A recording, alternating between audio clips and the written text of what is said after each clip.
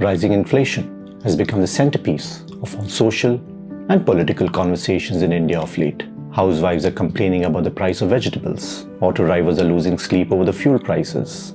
Traders are struggling with rising input costs. And the opposition is protesting the government's inability to control the price rise. So what exactly is inflation? Why is it rising? And how is it impacting the people and the economy? Let's find out. Inflation is basically a rise in the prices of consumer goods, where the same amount of money fetches you a lesser quantity of goods or services. More commonly, people refer to inflation as the rising cost of living. Inflation is measured separately for the consumer prices and the wholesale prices. These are measured through the Consumer Price Index, or the CPI, and the Wholesale Price Index, or the WPI. Both these indexes have a basket of products, the price of which are tracked by the government each month, and the value is then compared with the same period a year ago to determine the rate of inflation.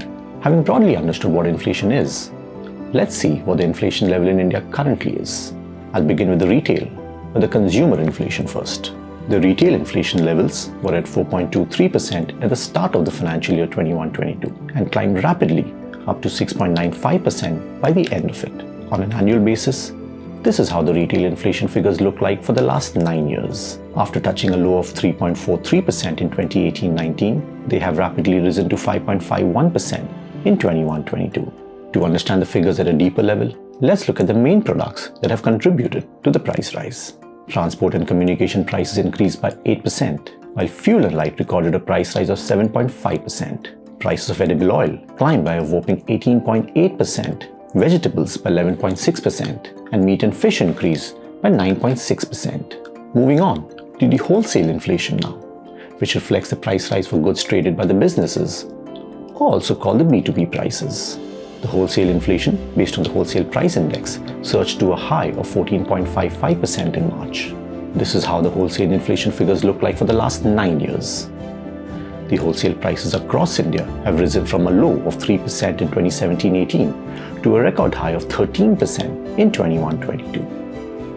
At the product level, crude petroleum increased by 83.6% in March, petrol by 53.4%, and LPG by 24.9%.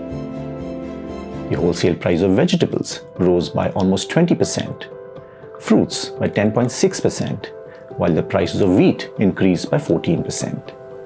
Now, before we jump to berate our government on the rising prices, let's take a look at how inflation has impacted other countries.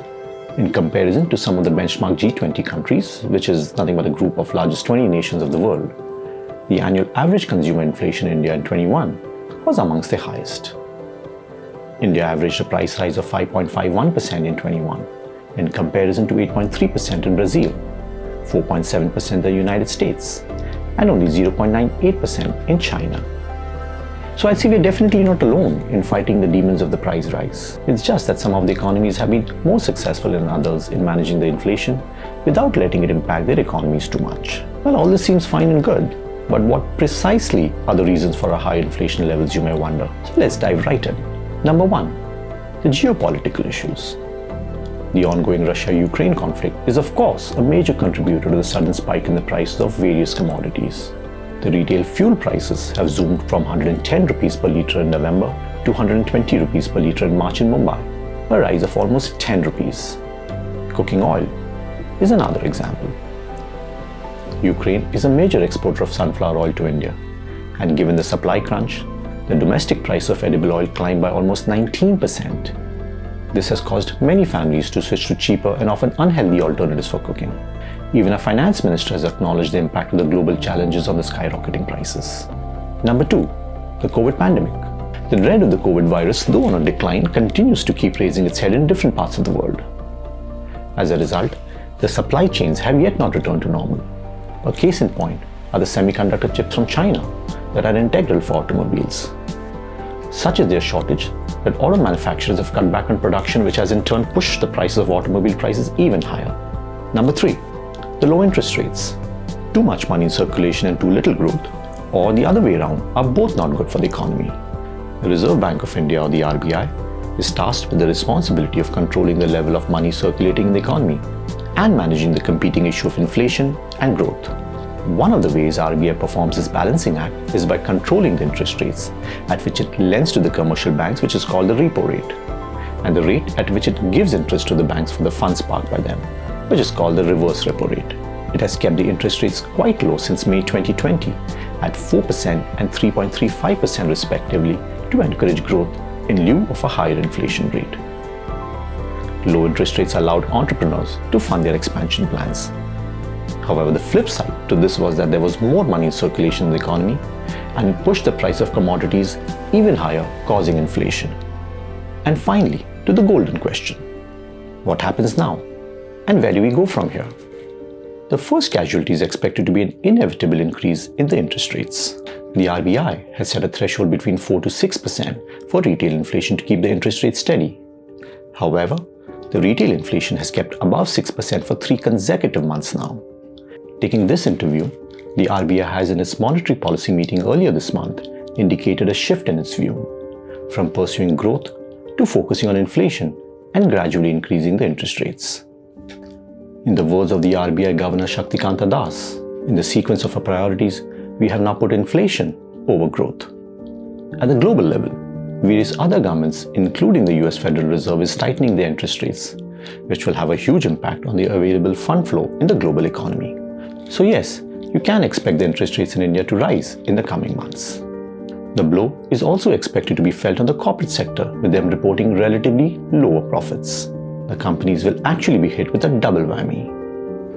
Given the ongoing supply issues, which is reflected in the wholesale inflation, they will have higher input prices on one side and higher borrowing costs on the other. Separately, they may also have to compensate the employees with higher wages to manage their burgeoning cost of living. Since all costs cannot be passed on to the end users, this is expected to squeeze companies' profit margins and make a dent in their annual profits. Expect all of this to also reflect in their stock prices.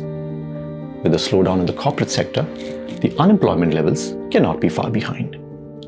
Due to the rising interest rates, the appetite of companies to borrow cheaply for buying new machinery and expanding may also diminish.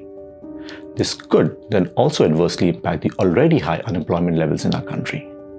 And finally, a slowdown in the overall economic activity. Given the reduced spending power of the consumers, they will spend even lesser on discretionary and non-essential purchases such as travel, vacations, and luxury products, choosing instead to save more and only spend on absolute essentials. The reduced consumer activity will put even more pressure on the government to divert funds from budgeted programs to spur the economic growth. All in all, the signs for the coming times are ominous, and it is difficult to influence the outcome given the unpredictable geopolitical landscape. The government and the RBI surely have their hands full for managing the inflation monster. As for the consumers like you and I guess we are best advised to exercise prudence in our financial decisions for the near future. For accessing many more such videos and data-driven analysis of the Indian society, log on to themirrority.com and subscribe to this channel on YouTube.